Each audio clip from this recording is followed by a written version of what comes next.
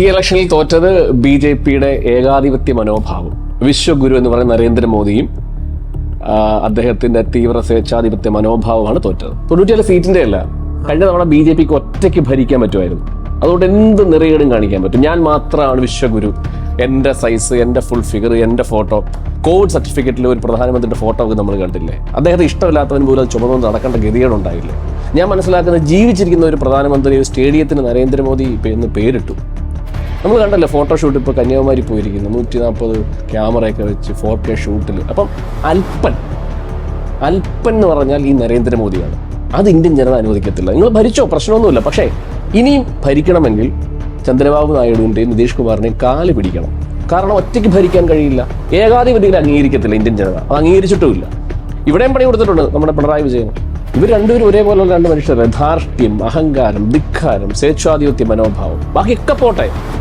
ഇത് പാടില്ല. കാരണം ജനങ്ങൾ അവരെ നയിക്കാൻ എടുക്കുമ്പോൾ അതിനൊരു ഒരു ഒരു മിതത്വവും വാക്കുകളിലൊരു ഭംഗിയും എല്ലാവരെയും ചേർക്കുന്ന ഒരു സ്വരമൊക്കെ വേണം. നമ്മൾ കണ്ടല്ലേ ഇവിടുത്തെ മോദി എന്താ ചെയ്യുന്നത്.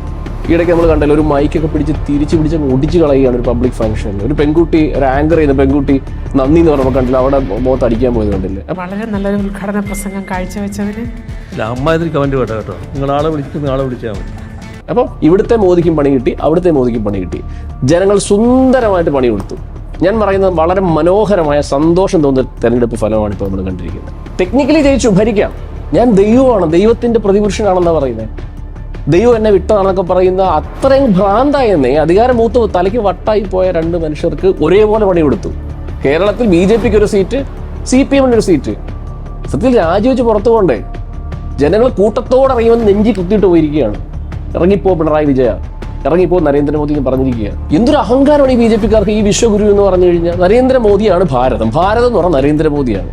തലക്കിട്ട് അടി കൊടുത്തിരിക്കില്ല, തലക്കിട്ട്. അതുകൊണ്ട് ഈ തെരഞ്ഞെടുപ്പിന്റെ ഫലം ഭയങ്കര കിടുവാണ്, ഭയങ്കര ഫീലാണ് ഈ സാധനം. നിതീഷ് കുമാർ എന്ന് പറഞ്ഞാൽ ഇന്ത്യസൊക്കെ ഉണ്ടാക്കിയ ആളാണ്. പുള്ളിയാണ് ഇന്ത്യസൊക്കെ ഉണ്ടാക്കിയത്. ഒരു സുപ്രഭാതത്തിൽ പുള്ളിക്ക് ഇത് വർക്കൗട്ട് ആകാൻ കണ്ടപ്പോൾ പുള്ളിക്ക് BJP പോയി. ഇപ്പോൾ മിക്കവാറും ഓഫർ കൊടുത്താൽ പുള്ളി ഇപ്പുറത്ത് വരും. പുള്ളി ആര് വിളിച്ചാലും പോവും. BJP വിളിച്ചാലും പോവും, ഇവര് വിളിച്ചാലും പോവും. അപ്പൊ ഇപ്പൊ ഉപപ്രധാനമന്ത്രി പദവി കൊടുത്തിട്ടുണ്ട്. ചിലപ്പം എന്ത് സംഭവിക്കും. ഇന്ത്യൻ രാഷ്ട്രീയമാണ്. അതായത് ഒന്നുമില്ലാതിരുന്ന ഐക്യ ഗുജറാൾ പ്രധാനമന്ത്രി ആയതാണ്. ആരും അറിയാത്ത HD ദേവഗുണ പ്രധാനമന്ത്രി രാജ്യമാണ്. ചിലപ്പോൾ നിതീഷ് കുമാർ പ്രധാനമന്ത്രിയാവാം. ചന്ദ്രബാബു നായിഡു അങ്ങോട്ടും ഇങ്ങോട്ടൊക്കെ പോകുന്ന ആളാണ്.